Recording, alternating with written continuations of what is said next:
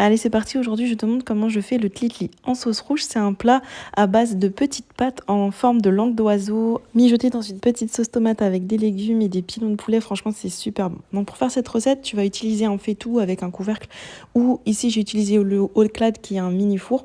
Donc, tu vas déjà commencer par faire dorer des deux côtés les pilons de poulet dans un bon filet d'huile d'olive. Il faut que ce soit bien doré. Ensuite, tu rajoutes 2 oignons émincés et 2 gousses d'ail hachées. Ici, je fais juste une petite quantité pour 3-4 personnes maximum. Donc, tu vas ensuite laisser revenir les oignons et l'ail pendant 5 minutes avec le poulet. Ensuite, tu rajoutes une cuillère à soupe de concentré de tomates, du sel et du poivre. Donc, une cuillère à café de sel, une demi-cuillère à café de poivre, une cuillère à café de paprika et je rajoute une cuillère à café de ras el hanout jaune. J'aime bien celui-ci, il est composé de curcuma, cumin, carvi, ail. Ensuite, je mets un petit fond d'eau et je mélange tout ça pour bien imprégner les épices et le concentré de tomate dans la viande et je laisse revenir pendant 10 minutes. Ensuite, je verse 2 tomates mixées ou l'équivalent de 400 ml de pulpe de tomate.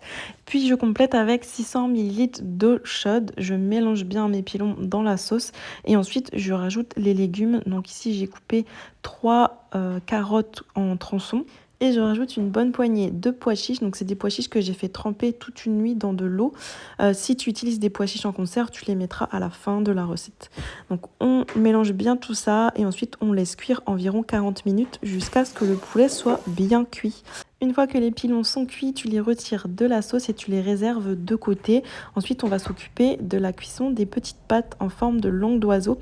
Donc moi j'utilise celle-ci que je trouve en épicerie turque. Donc là je vais rincer 250 g de pâtes et je vais les rajouter directement dans la sauce. Donc j'avais déjà partagé cette recette en montrant une cuisson à la vapeur, mais en faisant cuire directement les pâtes dans la sauce ça fonctionne très bien aussi et c'est une façon un petit peu plus rapide.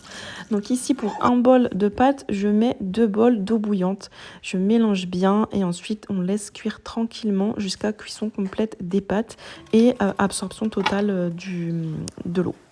Au bout de 20 minutes, les pâtes sont cuites et le jus est complètement absorbé. Donc n'hésite pas à goûter. Si ça manque encore un petit peu de cuisson, tu peux rajouter un tout petit peu d'eau bouillante et 5 minutes de cuisson supplémentaire. Et ensuite, il ne te reste plus qu'à servir.